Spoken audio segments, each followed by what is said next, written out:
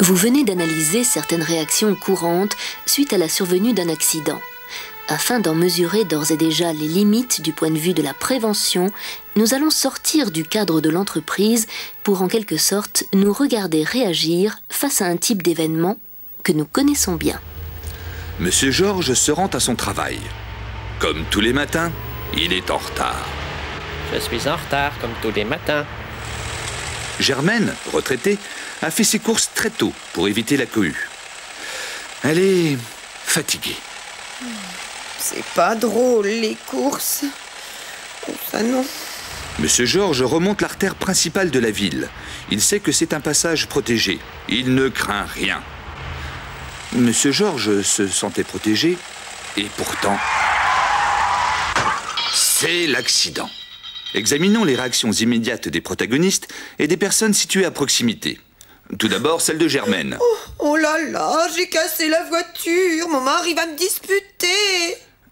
Puis, celle de Monsieur Georges. Ça va pas, non? Grillez un stop.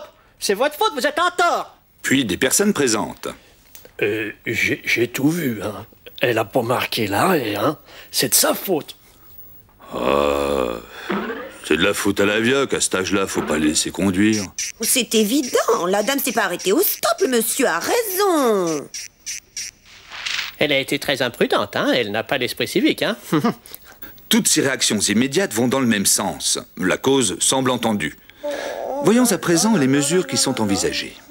Y a qu'à lui retirer son permis. Elle a qu'à faire ses courses à pied.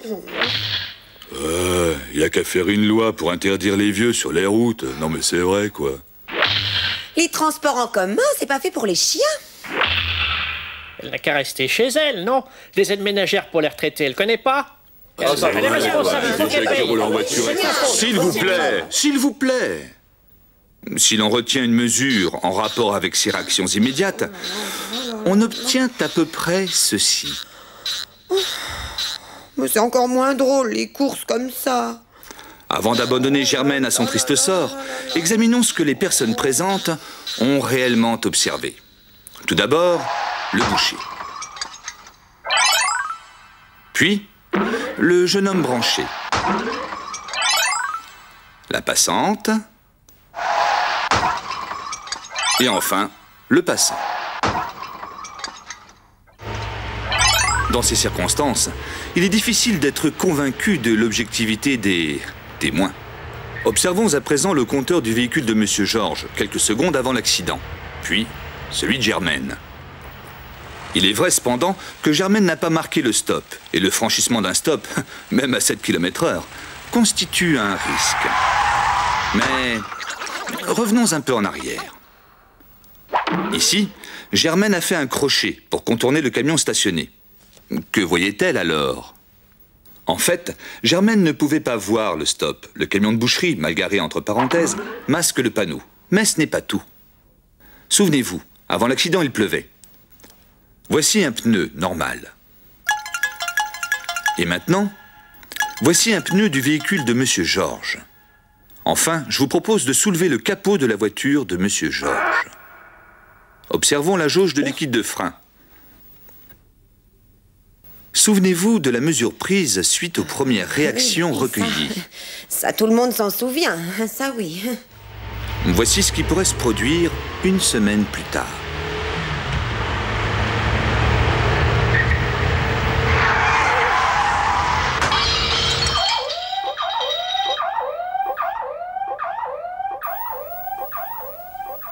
Cet exemple démontre qu'une mesure prise sans analyser les causes profondes d'un accident laisse la voie ouverte à un ou plusieurs nouveaux accidents.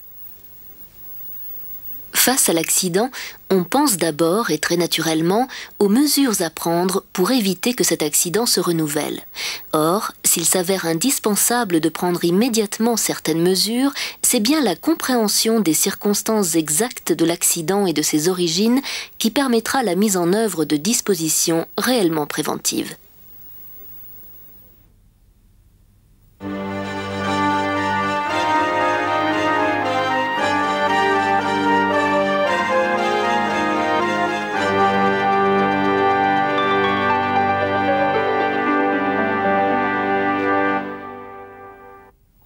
Bien souvent, dans les comptes rendus, la description des circonstances de l'accident se limite aux circonstances immédiates de la blessure.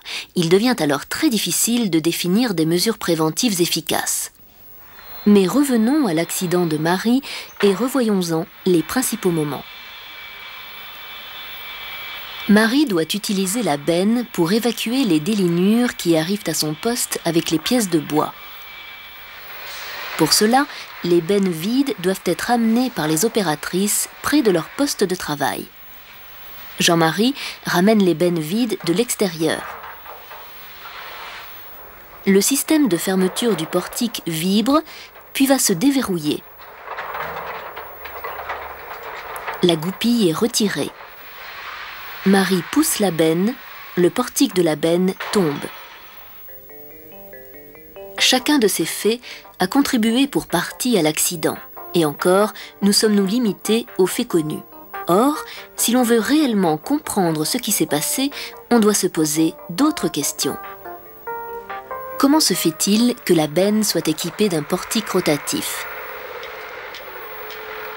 La rotation du portique permet à Jean-Marie de déverser le contenu de la benne sur la décharge dans la cour. Pour déverser le contenu de la benne, Jean-Marie doit d'abord déverrouiller le mécanisme. Après avoir redressé la benne, Jean-Marie bloque le mécanisme en position fermée. Cependant, le mécanisme s'est déverrouillé. Comment se fait-il que le mécanisme de fermeture se soit déverrouillé ? Oui, au niveau du ressort, c'est vrai qu'à la force quand on prend les bennes, on n'arrive pas toujours à 10-20 cm. Bon, ça arrive qu'on cogne dedans. Et c'est vrai qu'au niveau du ressort, il aurait très bien pu être défectueux. Donc au lieu d'être à bon calibrage, il s'est un peu écarté, c'est logique.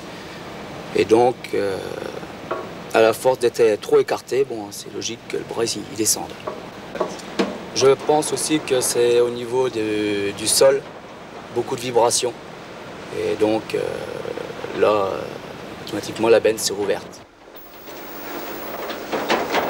Si le mécanisme s'est déverrouillé à la suite de vibrations, d'où viennent ces vibrations ? Bon, bah déjà, c'est un engin qui n'a pas d'amortisseur, donc ça peut permettre aussi d'avoir plus de vibrations. Bon, si on avait un sol plat, bon, bah là, il n'y aurait pas de problème. Cette benne-là est vidée à l'extérieur du bâtiment. Donc le cariste a un certain trajet à faire avec la benne sur ses fourches pour aller la vider. Et donc peut-être que ces vibrations-là ont été créées pendant le transport. Savoir que comme c'est à l'extérieur du bâtiment, il roule sur un sol qui est pas aussi bien régulier que dans les bâtiments. C'est qualité route, quoi, je dirais. Et là, le niveau du sol, il n'est pas fait, il a été rectifié à plusieurs endroits. Donc ça fait qu'on a un petit décalage à peu près à tous les 200 mètres à peu près. C'est vrai que si on va beaucoup moins vite, bon, on a moins de secousses, c'est logique. La benne est posée sur le transborder. Ceci constitue un autre fait dans les circonstances de l'accident. Qu'est-ce qui explique la présence de la benne sur le transborder ? Les transbordeurs servent d'abord à déplacer les palettes chargées de bois. Parfois, ils sont utilisés pour déplacer les bennes. Ainsi qu'on peut le constater, la présence des transbordeurs réduit les possibilités d'accès des chariots au poste. Enfin, revenons à la goupille. Qu'a-t-il fallu pour que la goupille soit retirée ?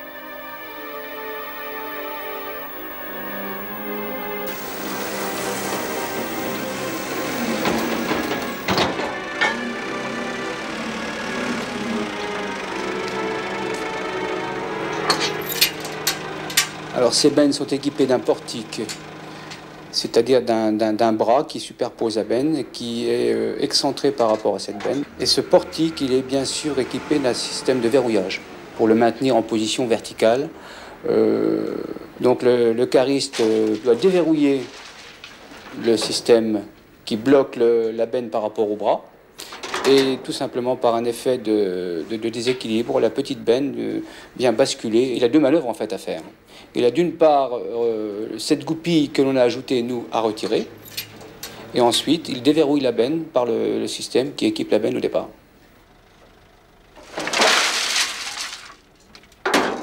cette décision de rajouter la goupille est venue suite à un presque accident.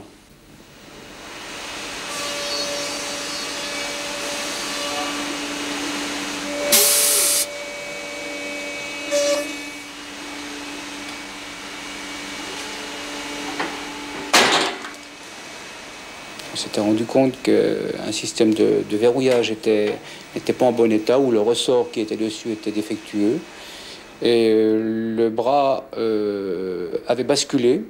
Bon, on s'est dit que si une personne avait été dans la trajectoire, bien sûr, c'était un accident. Et de façon à éviter que ce genre de problème se renouvelle et de façon à éviter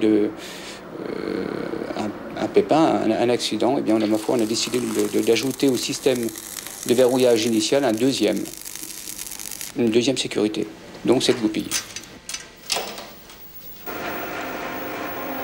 Nous connaissons à présent la fonction compensatoire de ce système de fermeture par goupille, mais nous pouvons constater qu'au retour, le dispositif est dégoupillé. Comment se fait-il que la goupille demeure hors position? En fait, Jean-Marie a ramené la benne à l'atelier sans repositionner la goupille.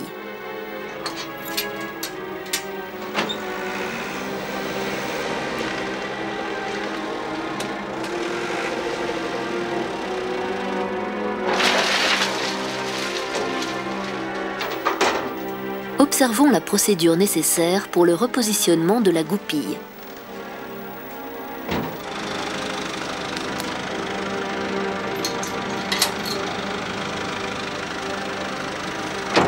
Remettre la goupille, c'est une perte d'une seconde, qui en termes de temps représente peut-être pas grand-chose, mais qui peut des fois paraître être un temps énorme, et on ne mesure pas un peu l'importance de tout ça.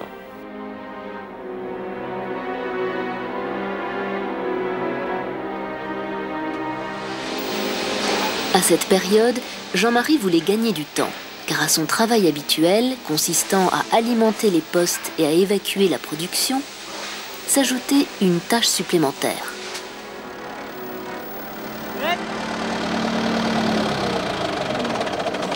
N'oublie pas que tu as les bennes et des lignures à vider. Hein. Bah ouais, mais j'ai que demain. Hein. Bah ouais, je sais bien. Comme tout le monde. Hein. Au travail habituel de Jean-Marie s'ajoutait l'évacuation des délignures. Il est vrai qu'au niveau de la maîtrise, on n'a jamais contrôlé, en fait, dès la mise en place, si les goupilles étaient mis à chaque fois, si la procédure était bien respectée, s'il n'y avait pas de problème ou de choses comme ça. En plus, on avait quand même, nous, pas mal de travail. C'est pas tout à fait le fait qu'on tolérait, en fait, que la goupille soit présente ou pas, c'est qu'il n'y avait pas de contrôle. Et que, nous, on n'était pas non plus très pris à ce genre de choses, ça nous passait un petit peu au-dessus, quoi.